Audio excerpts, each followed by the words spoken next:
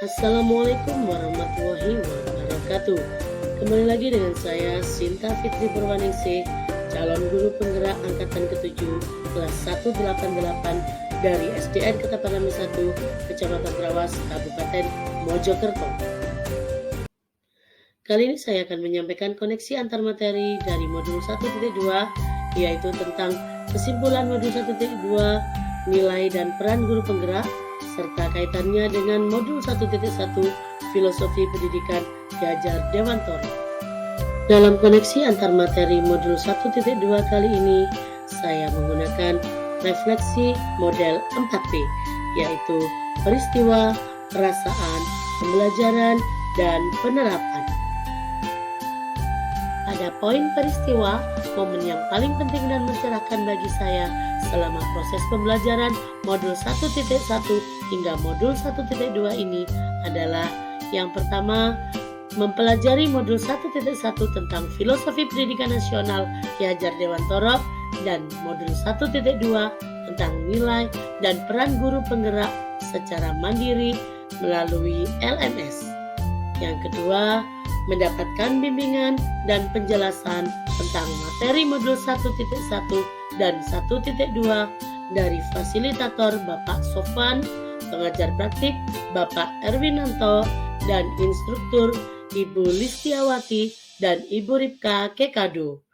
Yang ketiga, memahami filosofi pendidikan nasional Ki Hajar Dewantoro. Dan yang keempat, menganalisis peran dan nilai guru penggerak. Sedangkan momen yang paling menantang bagi saya selama proses pembelajaran modul 1.1 hingga modul 1.2 ini adalah yang pertama, menyelesaikan dan mengumpulkan tugas dengan batasan waktu yang ada di LMS. Yang kedua, berkolaborasi dengan teman CGP yang jaraknya teramat jauh saat mengerjakan tugas diskusi dalam waktu semalam untuk persiapan presentasi keesokan harinya. Yang ketiga, melakukan aksi nyata di tiap modul sebagai bentuk penerapan di sekolah. Yang keempat, mengatur waktu untuk tetap melakukan tugas pokok mengajar di sekolah, mengerjakan tugas pendidikan guru penggerak, dan melaksanakan tugas rumah tangga di setiap harinya. Adapun keterkaitan antara modul 1.1 dengan modul 1.2 yang saya pahami adalah sesuai dengan filosofi pendidikan nasional Ki Hajar Dewantoro yang ada di modul 1.1, yaitu pendidikan yang menghamba pada anak, di mana pendidikan haruslah berorientasi pada anak untuk tumbuh kembang anak sesuai dengan minat dan bakat mereka. Pendidik merupakan seorang penuntun yang mengarahkan dan memfasilitasi siswa dalam pembelajaran sesuai dengan kodrat anak.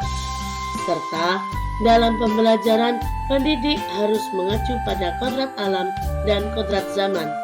Sehingga untuk melaksanakan pembelajaran yang sesuai dengan filosofi KAD, maka seorang pendidik diharapkan mampu menerapkan dan melaksanakan pembelajaran sesuai dengan peran dan nilai guru penggerak yang ada pada materi modul 1.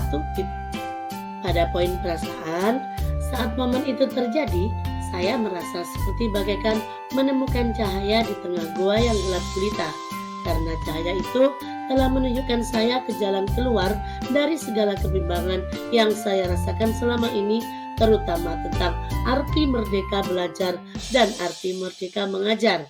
Saya juga merasa sangat beruntung sekali karena bisa mendapatkan kesempatan yang sangat luar biasa ini untuk menjalani pendidikan guru penggerak bersama orang-orang hebat, dan tidak semua orang bisa mendapatkan kesempatan emas ini.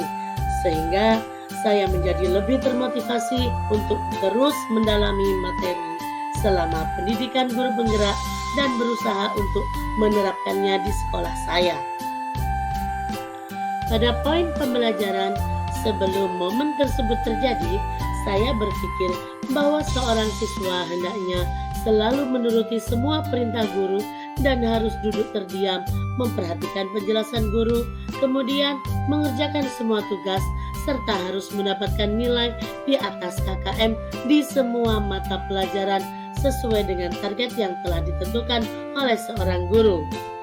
Seorang guru juga menjadi pusat pembelajaran sehingga saya hanya mengedepankan ketuntasan materi dibandingkan dengan memperhatikan perbedaan karakteristik, kebutuhan, serta minat dan bakat siswa.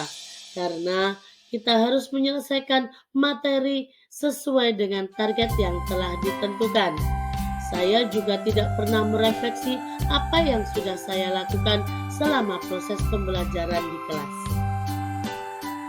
Namun setelah momen tersebut terjadi, sekarang saya berpikir bahwa seorang siswa itu bukanlah kertas kosong yang dapat dicoret dengan bebas oleh seorang guru. Sehingga dalam pembelajaran, guru harus terlebih dahulu memahami perbedaan karakteristik, kebutuhan, serta minat dan bakat siswa. Seorang guru hendaknya mengarahkan, memfasilitasi, dan menuntut siswa sesuai dengan kodratnya, bukan malah menuntut mereka untuk mengejar target nilai di atas KKM. Dalam pembelajaran, seorang pendidik juga harus memahami peran dan nilai dari guru penggerak sehingga dapat menciptakan kondisi belajar yang lebih bermakna, aktif, kreatif, inovatif, menarik, dan menyenangkan, serta selalu berpusat pada murid. Pada poin penerapan, saya memiliki rencana pengembangan diri yang akan saya lakukan untuk menguatkan nilai dan peran saya sebagai guru penggerak. Di antaranya yaitu yang pertama, menganalisis perbedaan karakteristik serta minat dan bakat siswa terlebih dahulu di awal tahun ajaran baru. Yang kedua, menuntun, mengarahkan, memfasilitasi mereka sesuai dengan karakteristik, minat, dan bakatnya. Yang ketiga, menciptakan suasana belajar yang selalu berpusat pada siswa sehingga pembelajaran menjadi lebih bermakna, aktif, kreatif, menarik, dan menyenangkan.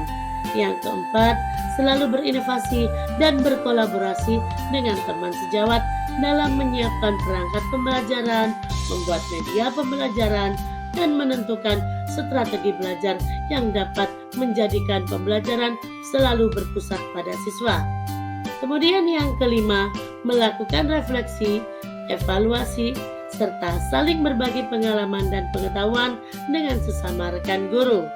Dan yang terakhir, selalu mengikuti berbagai pelatihan untuk peningkatan pengetahuan dan potensi diri saya sendiri sebagai pendidik, baik dalam kegiatan workshop, BIMTEK, webinar, serta pelatihan-pelatihan mandiri yang ada di SIM PKB.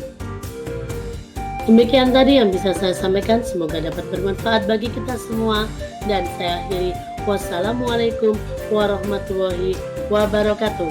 Salam guru penggerak, tergerak, bergerak, dan menggerakkan.